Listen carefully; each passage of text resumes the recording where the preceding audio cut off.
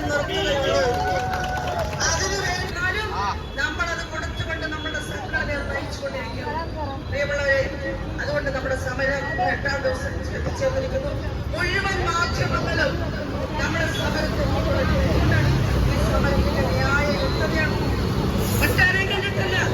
നമ്മളുടെ ഈ പ്രക്ഷോഭ രംഗത്ത് നിൽക്കുന്നതിൽ MP-യോ MLA ഒന്നും ഇല്ല, വലിയ വലിയ താരങ്ങളൊന്നുമില്ല. നേരത്തെ പറഞ്ഞ 7000 രൂപ ഈ ഗവൺമെന്റ് ചില എഴുത്തുകുത്തുകൾ നടത്തുക എന്നുള്ളത് മാത്രമേ ഉള്ളൂ. അത് നമ്മൾ നേടിയെടുക്കും സംഘടിത ശക്തി കൊണ്ട്. 20-ാം തീയതി ഈ കേരളത്തിലെ ആശാവർക്കർമാർ ഈ തിരുവനന്തപുരത്ത് തലസ്ഥാനം ലക്ഷ്യമാക്കി സെക്രട്ടറി ലക്ഷ്യമാക്കി ഒഴുകുകയാണ്. വണ്ടി ബുക്ക് ചെയ്തുകൊണ്ടിരിക്കുക. എല്ലാ സ്ഥലത്തും വണ്ടി ബുക്ക് ചെയ്യുക. നമ്മൾ പറഞ്ഞ ആശാവർക്കർമാരുടെ ആരും പണമില്ലാത്തതുകൊണ്ട് വരാതിരിക്കരുത്. 3 മാസമായില്ലേ ശമ്പളം കിട്ടിയിട്ട്? വരാതിരിക്കരുത്. നിങ്ങൾ നിങ്ങളുടെ ജംഗ്ഷനിലുള്ള കടകളിൽ പോയി പിരിവ് ചോദിക്കണം. കാരണം അവർ കാണുന്നുണ്ട് ഇവിടെ സമരം ചെയ്തത്. ഞങ്ങൾക്ക് തിരുവനന്തപുരത്തേക്ക് പോകണമെന്ന് പറഞ്ഞുകൊണ്ട് നിങ്ങൾ പണം സ്വരൂപിച്ച് നിങ്ങൾ വണ്ടി ബുക്ക് ചെയ്തവരെ ആവശ്യപ്പെട്ടിട്ടുണ്ട്.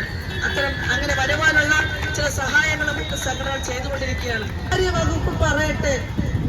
നമുക്കറിയാം 4 മാസം കുടിശ്ശിക കിടക്കുമ്പോ 1 മാസത്തെ വേതനം അനുവദിക്കും. അത് അനുവദിച്ചെന്നൊരു ഉത്തരവ് വന്നാൽ പിന്നെ ആ ഉത്തരവ് ഇവിടെ നിന്ന് കറങ്ങി ഈ ധനവകുപ്പ് ഒപ്പിട്ട് അത് NHM-ൽ പോയി ഓരോ ആശയുടെ ഓണററി. കാരണം നമുക്ക് ആശയ്ക്ക് തരുന്ന 7000 രൂപയ്ക്ക് മാനദണ്ഡങ്ങളുണ്ട്, ഒരുപോലെയല്ല. അതുകൊണ്ട് മാനദണ്ഡം അവർ നിശ്ചയിച്ച് വെട്ടിക്കുറച്ച് വരുമ്പോ ഓരോ ആശയ്ക്ക് ഓരോ തുകയായിരിക്കും കിട്ടുന്നത്. ചിലർക്ക് പകുതി പൈസ പോലും കിട്ടില്ല. എന്ന് പറഞ്ഞാൽ ഒരു 150 രൂപ പോലും ഒരു ദിവസം വരുമാനമില്ലാത്ത നിലയിലേക്ക് പോകും. അങ്ങനെ ഓരോരുത്തരുടെയും കണക്കൊക്കെ എടുത്തു വരുമ്പോൾ ഒരാഴ്ച കഴിയും. അപ്പൊ അവര് NHM-ന്ന് ആവശ്യപ്പെടുകയാണ് ഇത്ര കോടി രൂപ സംസ്ഥാനത്തെ മുഴുവൻ ആശമാർക്കും ഈ ഓണററി വകുപ്പിൽ കൊടുക്കേണ്ടതുണ്ട്. അത് ധനവകുപ്പ് പാസ്സാക്കുന്നു. പിന്നെ അതവിടെ ചെല്ലുന്നു, അത് ട്രഷറിയിലേക്ക് ചെല്ലുന്നു. ട്രഷറി ചെന്നാലുള്ള നമുക്കറിയാം അതവിടെ ഇട്ടേക്കും. അവർക്ക് മറ്റു പല മുൻഗണനയും കാണും. മറ്റാളുകൾക്ക് കൊടുക്കാനുള്ള മുൻഗണനയുണ്ട്. അതുകൊണ്ട് ട്രഷറിയിൽ അത് വീണ്ടും 2 ആഴ്ച കിടക്കും.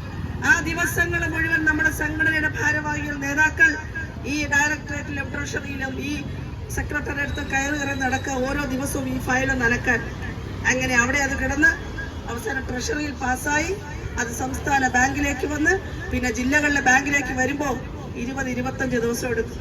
അപ്പൊ ഇത് പാസ്സായി, ധനവകുപ്പ് പാസ്സായി എന്നൊരു ഓർഡർ ഇവരാദ്യമേ നമ്മുടെ വാട്സാപ്പ് ഗ്രൂപ്പിലിടും. അപ്പൊ ആശമാര് പ്രതീക്ഷയോടിരിക്കുക.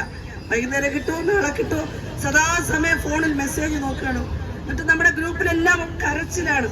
മാഡം വന്നില്ല, വീട്ടിൽ വാടക ചോദിച്ചു വരുന്നു, കൊച്ചിന് ഫീസ് അടയ്ക്കണം, ബാങ്ക് ലോൺ വന്നിരിക്കുന്നു, കൊച്ചു പഠിക്കാൻ നിൽക്കുന്ന ഹോസ്റ്റൽ ഫീസ് അടച്ചില്ല, അമ്മയ്ക്ക് ചികിത്സയ്ക്ക് കൊണ്ടുപോകാൻ പറ്റിയില്ല, എന്റെ യൂട്രസ് എടുത്തു മാറ്റി, എനിക്ക് റിവ്യൂ ഡേറ്റ് ആണ്, എനിക്ക് ക്യാൻസറിന്റെ കീമോയാണ്. നമുക്ക് എന്ത് ചെയ്യാൻ പറ്റും അല്ലേ?